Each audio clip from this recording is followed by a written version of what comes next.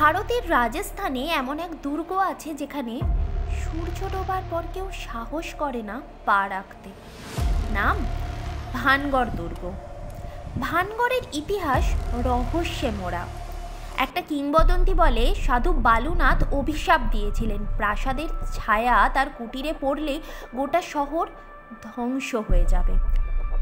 অবশেষে ছায়া পড়ল আর পুরো শহর নিশ্চিহ্ন হয়ে গেল। অন্য গল্পে আছে এক তান্ত্রিক সিংহিয়া যে রাজকন্যা রত্নাবতীর প্রেমে পড়ে।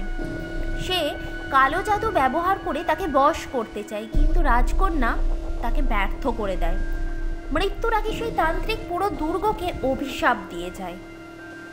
স্থানীয়রা বলে রাতে দুর্গের ভিতর আজও শোনা যায় চিৎকার, সঙ্গীত, এমনকি দেখা যায় ছায়া মূর্তি।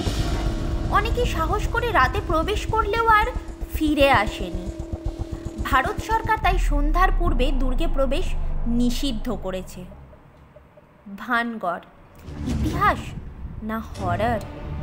আপনি কি ভাবেন? কমেন্টে জানান। আর এমন আরও রহস্য পেতেই অবশ্যই সাবস্ক্রাইব করে পাশে থাকবেন। ধন্যবাদ।